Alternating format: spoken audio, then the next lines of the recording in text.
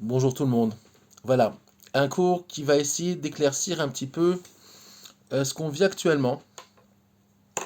Et vous allez voir, c'est assez amusant. Pas amusant, mais on va dire que malgré les souffrances, évidemment, et les événements qui sont pas toujours très clairs, on n'arrive pas trop bien à les comprendre. Vous allez voir que finalement, évidemment, la Torah nous donne des réponses. Et des réponses assez cinglantes et assez claires sur les événements en cours, pardon, et aussi, on va dire, les mécanismes du monde tels qu'ils ont toujours été et qu'ils seront toujours jusqu'au jour où le monde rentrera dans un autre système qu'on appelle le Olam Haba, ce qu'on appelle le monde futur, qui n'est que la prolongation de ce monde-là, sans, on va dire, toutes les interférences, tous les écrans qu'il y a entre nous et le maître du monde. Même si là-bas, il y aura aussi des écrans, mais beaucoup moins, on va dire, beaucoup moins qu'aujourd'hui, évidemment, puisque je le dis à chaque fois, et je le répéterai toujours, le maître du monde, ce qu'on appelle Dieu, on ne sait pas ce que c'est, on ne saura jamais ce que c'est, je parle de son naissance. Donc comment s'exprime Dieu dans ce monde-là? Par des mots, par des noms qui sont tout simplement des expressions de lui-même. Euh, si je suis un peintre professionnel, un artiste, je m'exprime par le biais de mes peintures. Donc on va me reconnaître par mon résultat. C'est-à-dire, ah, c'est un Chagall, ah, c'est un Picasso. Ben Dieu, c'est un peu pareil, mais pour ça, il faut étudier beaucoup de Torah, il faut avoir beaucoup d'expérience, et savoir comprendre et lire comment Dieu s'exprime. Évidemment, la Torah nous a donné des noms, Shem Havaya, Elohim, des noms comme El, comme Adnout, Shem Adnout, etc. Peu importe, on va pas rentrer là-dedans, c'est trop compliqué pour une plateforme comme ça, c'est un cours en soi, et je ne donnerai pas un cours comme ça sur cette plateforme-là en tout cas, pour mille raisons. Ça peut être mal compris, il faut un échange, c'est des cours qui doivent être en live, comme on dit. Voilà, avec des questions et des réponses. Donc finalement, Dieu va s'exprimer par des noms. Une des, le premier nom qui va apparaître dans, dans la Torah, c'est le mot Elohim. Le nom Elohim, pardon. Bereshit, bara Elohim et Hashem et haaretz. Alors, on va dire au commencement, mais c'est pas au commencement, Bereshit. Les gens savent très bien qu'aujourd'hui, avec un peu d'expérience de Torah, on sait très bien que Bereshit ne veut pas dire au commencement, même si on n'a pas pu le traduire autrement. Et c'est pas ce qui va nous intéresser maintenant. Bereshit, bara Elohim. Alors, Dieu va s'exprimer pour commencer à créer, on va dire, le monde par un nom divin qu'on appelle Elohim. Ok, qui veut dire l'expression du divin qui va mettre des limites au monde. Contrairement au Shema Havaya, Yudke Vavke, ok, même ça on ne le prononce pas, il n'y a que les témoins d'eux qui l'expriment, et il l'exprime très mal évidemment, puisqu'il ne l'exprime pas comme il faut. Et n'essayez même pas de le prononcer, c'est une très grave faute de le prononcer, puisqu'on ne sait pas comment le prononcer, donc tout ce qu'on prononcera, ça ne sera pas juste. Finalement, Dieu va commencer on va dire va commencer à créer le monde par quoi? Par des limites. Il va mettre des limites au monde, des limites à sa lumière, d'accord? On dit que le monde a été créé par une contraction qu'on appelle dans la Torah le tzimtzum, mais qui, contrairement à ce que beaucoup de gens qui n'ont pas assez étudié, qui comprennent mal, croient, Dieu ne s'est pas contracté. Absolument pas. Dieu ne peut pas se contracter puisqu'il est immuable. C'est une réalité en soi, c'est la réalité. Donc le Hémet ne peut pas être, la vérité, si on peut dire comme ça, ne peut pas être contracté. Par contre, qu'est-ce qui a été contracté? D'accord, c'est ce qu'on appelle Reshimo Shel Or. Une trace de lumière. Non pas la lumière elle-même qui diffuse, qui n'est déjà pas Dieu lui-même, puisque Dieu n'est pas la lumière. La lumière est une expression déjà du divin. D'accord, C'est comme le soleil et les rayons de soleil. Ok, les rayons de soleil ne sont pas le soleil lui-même, mais son expression, sont les conséquences d'eux. Donc si on peut dire comme ça, et c'est très anthropomorphique, faites attention quand même à ce que je dis, c'est juste pour expliquer. Ok, donc la lumière elle-même est une expression du divin. Et ben, le monde a été créé non même pas par les lumières divines, mais par une trace de lumière divine, à savoir, même la trace a été contractée. C'est-à-dire que même une trace, qu'on appelle Reshimo, dans un langage kabbalistique, Reshimo Shel Or, une trace de lumière, ça veut dire tout simplement une lumière qui est déjà loin, qui est déjà, on va dire, si on peut dire comme ça, qui est déjà atténuée, mais même cette lumière-là atténuée, d'accord, elle est contractée. Dans cette lumière-là, on fait un espace pour qu'il y ait monde. D'accord? Donc finalement, on voit que Dieu lui-même, dont on n'a pas idée, et on n'aura jamais idée de ce que c'est, ne peut pas s'exprimer tel qu'il est. Et dans l'histoire biblique, il n'y a que des contractions, il n'y a que même le Shem à Havaya, même le Shem Yudke Vavke, au niveau des sphères célestes qui correspondent à la couronne, ce qu'on appelle Keter, d'accord? Ce qui est au-dessus du monde, même ce qu'on appelle l'infini, c'est pas Dieu. D'accord? Dieu n'est pas infini. Il est au-delà même de l'infini. C'est-à-dire qu'il est dans une dimension, il est une dimension qu'on ne comprend pas, qu'on ne peut pas comprendre, parce que nous-mêmes, nous sommes des êtres finis, même si nous avons une âme qui est une partie du divin, ça reste une partie du divin contractée. D'accord? Donc, on est dans des paradoxes de compréhension difficiles. D'un côté, Dieu s'exprime, d'un côté, on ne peut pas le comprendre. Alors, comment oui, on le comprend? Donc, c'est pas son essence, on ne peut pas la comprendre, mais comment on peut comprendre ce qu'on a à comprendre? Par des noms, par des expressions qui sont dans la Torah et dans les livres des prophètes. Et ça a un rapport avec l'actualité.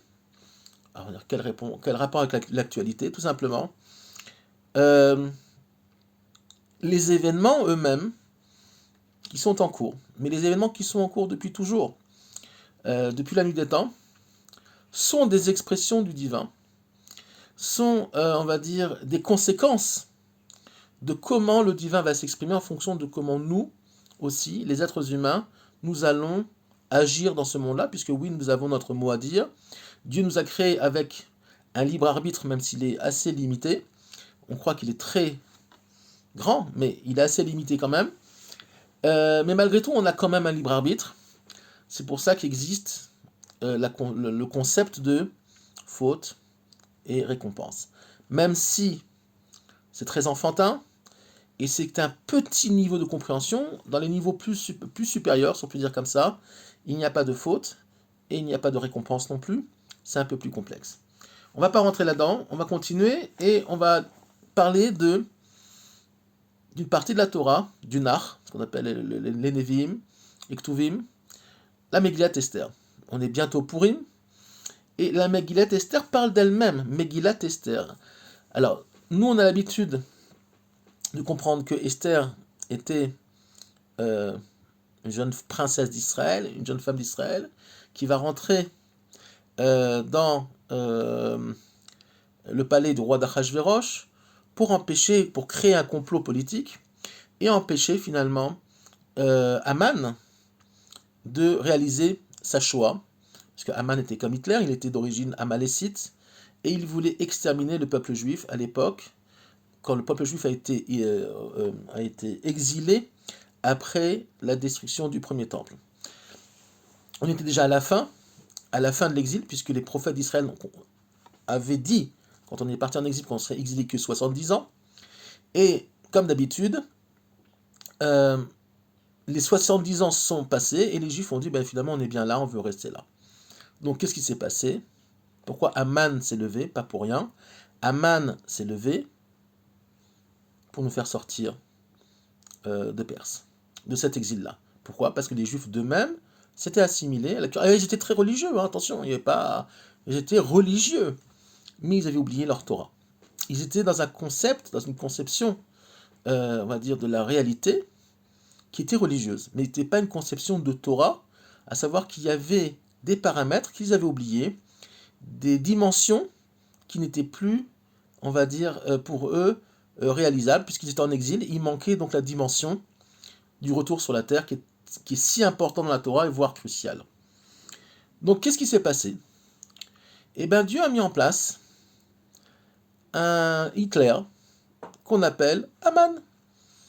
Le Komarna, qui est un très très très très grand maître en Torah, qui a vécu à l'époque des premiers chassidim, a écrit Mazé Haman, Zemidatadin. On peut trouver cette idée, qui n'est pas de lui évidemment, qui remonte à ses maîtres et ailleurs, dans Megillat Esther, Ketem Ophir, c'est le commentaire, Komarna, c'est le rabbi de Komarna qui a écrit beaucoup de livres, entre autres, un commentaire peut-être le plus intéressant qui existe sur le marché, évidemment c'est en hébreu, ne le cherchez pas en français, et même en hébreu il faut un très très bon niveau de Limud Torah pour l'étudier. Ne l'achetez pas si vous n'avez pas étudié 20 ou 30 ans derrière vous, c'est même pas la peine, vous ne comprendrez rien. Donc le Komarna, qu'est-ce qu'il dit? Il dit Aman Zemidatadin, c'est Dieu lui-même, Aman c'est Dieu. Comment ça Aman c'est Dieu? Mais Aman c'est un rachat. Oui, il va passer au travers d'un rachat, d'un homme extrêmement problématique et mauvais, pour s'exprimer. Vous ne voulez pas revenir sur votre terre, je vous avais dit par le biais de mes prophètes qu'il fallait revenir, alors va se lever Aman. Et à la tête du royaume, il y a un roi qui s'appelle Achashverosh. C'est qui Achashverosh? C'est Dieu. Comment ça c'est Dieu? Mais c'est un être humain. Dieu ne peut pas se réincarner dans un être humain, comme certains ont dit il y a 2000 ans. D'accord? On fait croire à une certaine partie de la population mondiale que Dieu pouvait se réincarner dans un fils ou autre chose. Non, Dieu ne peut pas se réincarner. Dieu ne peut pas descendre d'un monde qui est sans limite, mais qui est pas, c'est-à-dire d'une conception qui est inconcevable à des créatures très très limitées comme nous sommes. Donc que nous dit le Komarna? Achashverosh, c'est Dieu. Shacharit vereshit shelo. Achashverosh, dans les mots, pour ceux qui ont l'hébreu, veut dire que le commencement de toute chose et la fin de toute chose, sont dans les mains du maître du monde. C'est-à-dire que Dieu était là, si on peut dire comme ça, avant la création de toute chose, et il sera là après. Une fois que le monde ne sera plus, alors, en tout cas, tel qu'on le connaît actuellement, alors Dieu sera toujours, il a toujours été, il est, et il sera. Donc, finalement, qu'est-ce qu'on apprend de ça?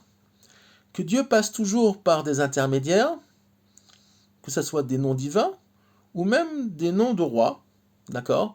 Ou des noms de Rechaïm, des noms de mauvaises personnes, d'antisémites, pour s'exprimer. Alors vous allez me dire, alors l'antisémite, finalement, il n'a pas de libre arbitre. Finalement, on ne peut pas l'accuser d'eux. Si. Et là, on l'apprend de qui? On l'apprend de Pharaon. Pharaon était l'essence même de tous les maux, M-A-U-X, d'accord? De tout le mal possible et inimaginable qu'un homme peut incarner dans ce monde-là.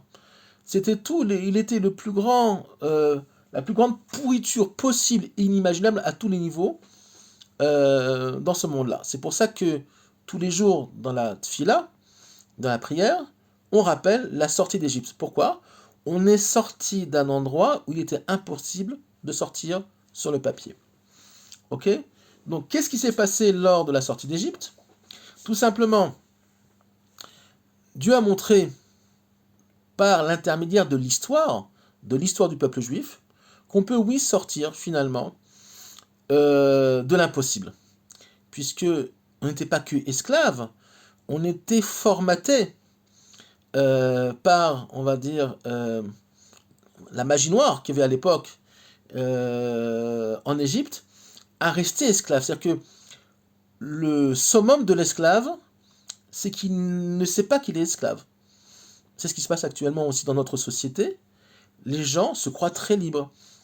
Ils achètent un billet d'avion, ils partent en Thaïlande, ils partent aux États-Unis, chacun fait ce qu'il veut, comme il veut. Il n'y a pas un éclair qui va lui tomber sur la tête, d'accord? Parfois ça arrive, mais en général, un juif qui fait pas Shabbat, il n'en meurt pas. En tout cas, dans ce monde-là. Dans le monde d'après, c'est un plus gros problème pour lui. Mais en tout cas, dans ce monde-là, bah, moi je connais plein de gens qui font pas Shabbat, il leur arrive rien. Ils vivent très bien, il y en a même qui ont beaucoup d'argent, ils sont très heureux, ils sont même en bonne santé. D'accord.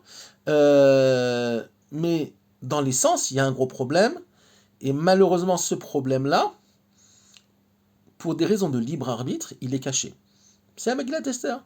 C'est-à-dire que Dieu, finalement, nous donne la possibilité de faire ce qu'on veut, mais avec des limites.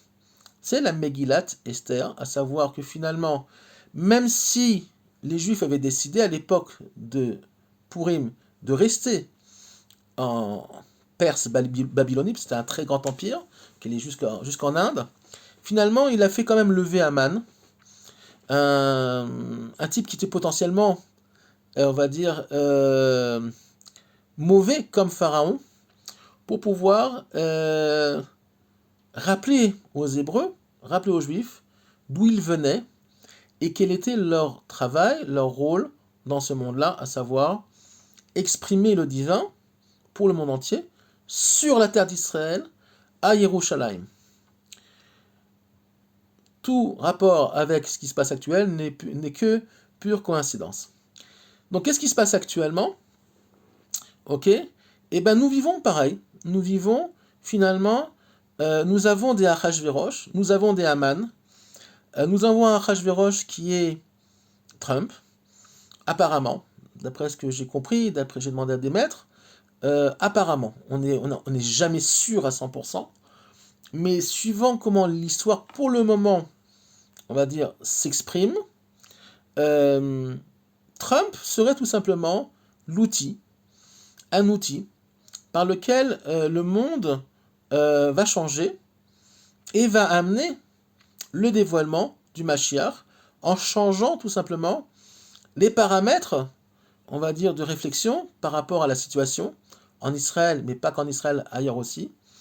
Trump est en train de réveiller l'identitaire aux États-Unis. Les gens ont eu un sursaut d'identitaire. Finalement, nous sommes américains. Nous sommes liés à Dieu, puisque beaucoup d'Américains sont croyants. Pas tous, mais il y a quand même beaucoup de gens croyants. Alors, peu importe leur religion. C'est un plus problématique aujourd'hui en France, parce qu'aujourd'hui, en France, il y a beaucoup plus de gens athées qu'autre chose, à part les musulmans. Mais même les musulmans ne croient pas en Dieu. Les musulmans croient en une expression du divin qui est fausse. D'accord. S'ils croyaient vraiment en Dieu, il n'y aurait pas de djihad, il n'y aurait pas de meurtre, il n'y aurait pas de viol, il n'y aurait pas de volonté de vouloir plier les autres nations à leur religion. Ce qui est l'antithèse du judaïsme. Les juifs n'ont jamais voulu faire de djihad et n'ont jamais assassiné d'autres peuplades pour imposer leur religion. Quand les juifs se battent et qu'ils tuent, parce qu'on a une armée, et une armée, on tue avec une armée, c'est pour se défendre, d'accord? C'est pour récupérer des otages, c'est pour récupérer une sécurité. Mais c'est jamais pour imposer la Torah à qui que ce soit, bien au contraire. Tous ceux qui essayent de se convertir savent combien il est difficile de se convertir au judaïsme.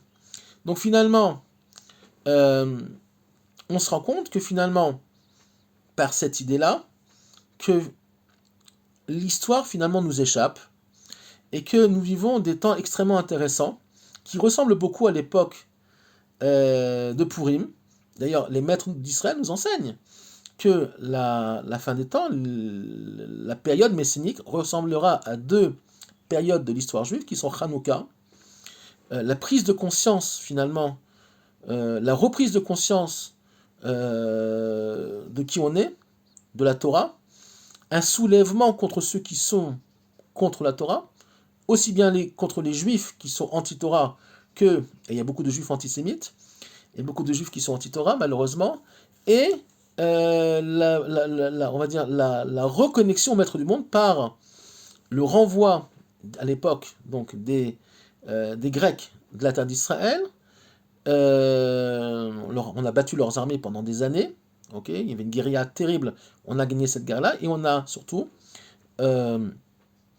nettoyé le temple, rassaini le temple, repurifié le temple pour pouvoir se reconnecter avec le Maître du monde à Jérusalem. Ben, nous vivons le même combat. Purim aussi. Purim aussi. Purim est avant l'histoire de Hanouka. Purim, c'est les limites que Dieu impose au peuple juif dans son exil. À savoir que à chaque fois que Israël se trouvera en exil et ne voudra pas rentrer de son exil, va se lever un Haman.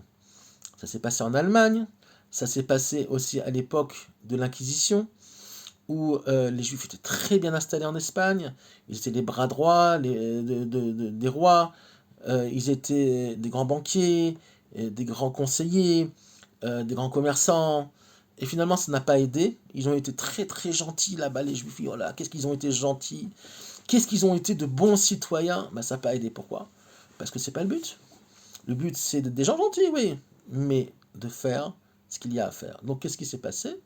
C'est lever l'Inquisition pour faire comprendre que finalement, ne t'installe pas trop dans les exils dans lesquels je t'envoie, n'oublie jamais d'où tu viens. Ben, on vit la même chose actuellement. Finalement, l'antisémitisme qui se passe en Europe très fortement, mais en Australie apparemment c'est en train de prendre des proportions inimaginables. Même aux États-Unis, il y a encore eu une agression contre 4 étudiants de Chabad à Crown Heights, donc le quartier Lubavitch de New York. Un type s'est jeté sur eux avec un couteau, il en a poignardé un. Finalement, je crois qu'il a été maîtrisé. L'antisémitisme est toujours là pour nous rappeler pourquoi on est dans ce monde-là.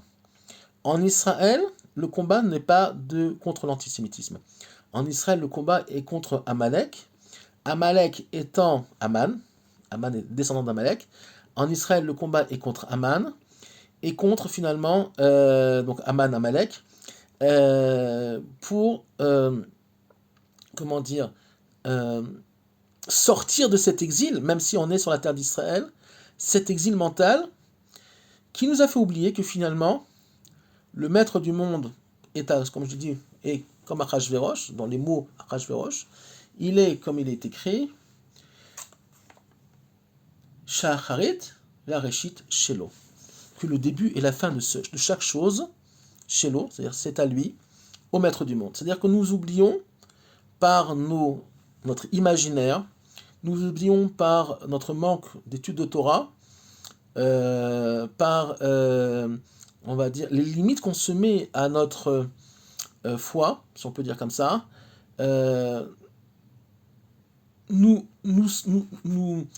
réduisons, si on peut dire comme ça, à une vie qui va suivant Kochi Votsem Yadi, à savoir une espèce de, finalement, tout ce que je fais dans ce monde-là, c'est grâce à ma force, à mon intelligence, et pas parce que le maître du monde, tous les matins, me réveille en vivant, entier, et finalement, chaque respiration, chaque mouvement de vague, tout n'est dépendant que de sa volonté à lui, à savoir que si je peux respirer, si je peux vous donner un cours aujourd'hui, c'est pas parce que je suis intelligent, c'est pas parce que je suis quelqu'un de particulier, c'est pas parce que je sais pas, j'ai beaucoup étudié, non. C'est parce qu'il y a une force, il y a Dieu, qui permet à chacun de nous, ok, de faire ce qu'on peut faire, parce que, tout simplement, c'est lui qui donne la vie et qui la reprend quand il juge bon, qu'on a fini notre réparation, les choses qu'on a à faire dans ce monde-là. Donc la mort n'étant pas une punition, même si parfois ça l'est, ok, parce que parfois Dieu dit die, il dit ça suffit, d'accord, donc celui-là il faut l'enlever de son monde, même pour son bien à lui, il fait trop de dégâts dans ce monde-là, d'accord, mais de façon générale, la vie, la courte durée d'une vie, ou la longue durée d'une vie n'est pas du tout le synonyme d'un chesed, n'est pas du tout le synonyme forcément d'une chose positive, ni d'une chose négative. Ça n'a rien à voir. Regardez, Rabbi Nachman de Breslev, le Ari Akadosh, le Ramchal, qui sont des géants en Torah, sont morts jeunes. Pourquoi c'était des gens mauvais? Absolument pas, c'est des tzadikim, des lumières inimaginables. Pourtant ils sont partis tôt. Pourquoi ils sont partis jeunes? Tout simplement parce qu'ils sont venus faire ce qu'ils avaient à faire. Ils sont repartis. Ils ont terminé leur travail. Hop. D'accord? Et maintenant, il y a des gens qui vont vivre très vieux. Et pourquoi ils vont vivre très vieux? Pourtant, ils n'ont rien fait de bien dans ce monde-là, ou pas grand-chose, ni pour eux-mêmes, ni pour les autres. Parce que Dieu a de la patience. Il dit peut-être que celui-là, il va se réveiller un jour. Peut-être qu'il va finir par faire quelque chose de lui-même. C'est quoi le tzaddik? C'est quoi le tzaddik? C'est Aou, Mishe Matzdik et Kiyumu. C'est quoi un tzaddik? C'est celui qui va justifier, on va dire, son renvoi dans ce monde-là, qu'on a redescendu son âme dans ce monde-là, et puis justifie pourquoi je t'ai envoyé ici. Pourquoi faire? Pour faire que du ski à Crans-Montana, ok, et aller, je sais pas où, en vacances en Thaïlande, te trémousser devant des cocktails sur une plage? Non, si t'es juif, t'as un travail à faire, Coco. Et il faut le faire. Et ce travail, ok, passe par Shmirat Torah ou Mitzvot, faire la Torah, les Mitzvot. Et dans notre génération, le Tikkun, la grande réparation, c'est le déplacement, le dépassement de soi pour venir en Eretz Israël. Et je le répète à chaque fois, la terre d'Israël, elle est très difficile. Et c'est justement cette difficulté-là qu'il faut dépasser pour devenir ce qu'on appelle des Giborim, pour devenir ce qu'on appelle des Giborim, c'est celui qui le Gibor, c'est pas celui qui est fort comme Shimshon uniquement, puisque sa force il la tient que d'Hachem, mais c'est celui qui va dépasser, on va dire, l'impossible qu'il s'est créé au fond de sa pensée, à savoir que nous sommes les êtres humains des spécialistes pour nous mettre des barrières sur nos capacités, sur notre potentiel. Nous avons un potentiel monumental.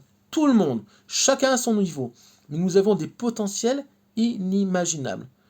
Pourquoi on n'arrive pas à exprimer ces potentiels? D'accord? Tout simplement parce qu'on croit qu'on ne peut pas le faire. On s'est mis dans l'idée que c'est pas possible.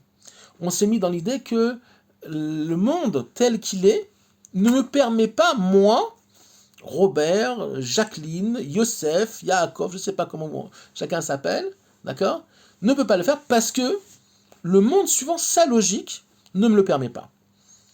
Et là, je vais terminer le cours avec une grande chose, de Torah en tout cas, c'est que finalement, la nouveauté de la sortie d'Égypte va permettre à l'homme de toucher une dimension qu'il ne connaissait pas avant, et que même les pères d'Israël n'ont pas connu avant, savoir Abraham, Yitzhak et Yaakov, n'ont pas connu.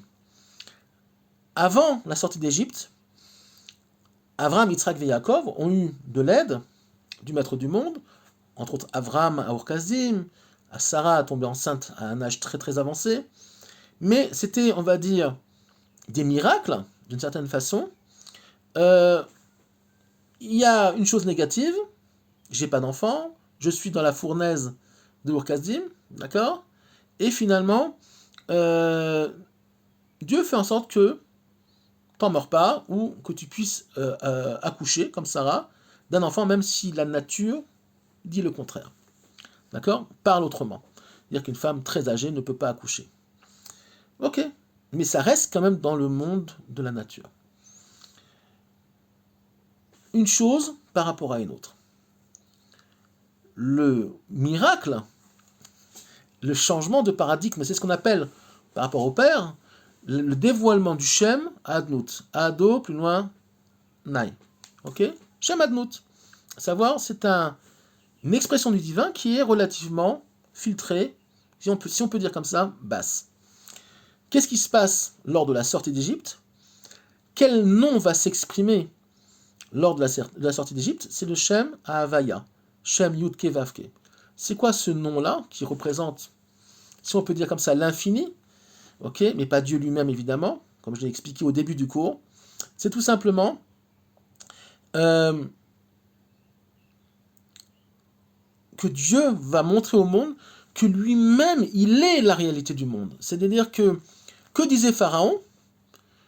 Il disait pas « je suis un roi » ou « je suis un demi-dieu dans ce monde-là ». Non. Il disait « je suis la réalité de ce monde-là ». Il faut être culotté, hein. Il faut être vraiment zinzin, mais il y a beaucoup de zinzin dans ce monde-là. Il disait « je suis la réalité », c'est-à-dire que « Ani michouyav et metziut » on dit en hébreu. D'accord? Le monde ne peut pas exister sans moi. Toute la réalité du monde passe par moi. Que va montrer Dieu à Pharaon et au peuple juif? Parce que les plaies d'Égypte sont aussi là pour éduquer le peuple juif. C'est quoi ce Nabo là? Attends, on va lui mettre une claque à droite et à gauche. Il va rien rester d'Égypte, on va la mettre à genoux. D'accord? On va tuer, on va défoncer toute son armée pendant cette sortie d'Égypte. Ok, et on va montrer que finalement, tu n'es rien du tout, tu n'es qu'un être d'humain qui est plein d'imaginaire, même si tu es très puissant. Pharaon était très puissant au niveau de ce monde-là. C'est un ultra puissant qui arrivait à... Il a réussi à bloquer, si on peut dire, tout son peuple et les peuples qui vivaient en Égypte. Il y avait beaucoup de peuples qui vivaient en Égypte. À l'époque, il n'y avait pas que les Hébreux, il y avait aussi les Hyksos, il y avait d'autres peuples africains aussi qui vivaient là-bas. Il les a esclavagisés même mentalement. Okay, comme aujourd'hui, les écrans et la société de consommation bloquent finalement les êtres humains dans un système où ils sont esclaves eux-mêmes des banques et des grands, on va dire, des grands groupes financiers du monde. Dieu va dire, mais attends, c'est pas ça que je veux pour le monde. D'accord? Donc je vais sortir mon peuple qui a été créé dans le ventre de l'Égypte et je vais montrer à Pharaon que finalement, il y a encore plus fort que les miracles que j'ai fait à Abraham, Yitzhak et Yaakov. C'est quoi? Et je vais donner pour ça un exemple qui est très particulier, c'est le sang, le Nil qui est devenu le sang, et pas que le Nil qui est devenu le sang, mais tout ce qui était eau est devenu sang. Et quel a été le miracle de cette plaie-là? C'est pas que le Nil est devenu tout d'un coup du sang. C'est que finalement, le Nil était du sang pour les Égyptiens, mais c'est resté de l'eau pour les Hébreux. C'est-à-dire que c'est un truc qui est incompréhensible, qui est complètement paradoxal. C'est marqué dans la Torah, noir sur blanc, il te dit, finalement, c'est pas que je transformais le Nil en sang uniquement, et le Nil c'était un dieu d'Égypte, d'accord? Il disait lui-même, je suis le Nil, je suis celui qui l'a fait, je suis la réalité de ce monde-là, d'accord? Pharaon, il disait ça. Non, c'est encore beaucoup plus profond que ça. C'est-à-dire qu'il te dit que Dieu a fait que finalement, un miracle dans le miracle. C'est ce que le Rav Moshe Shapira explique dans son dernier, il n'est plus de ce monde-là, mais un des derniers livres qui est paru en son nom. Nes betor nes, un miracle dans le miracle. C'est-à-dire que c'est pas seulement qu'il a frappé le Nil, mais il a frappé de façon sélective.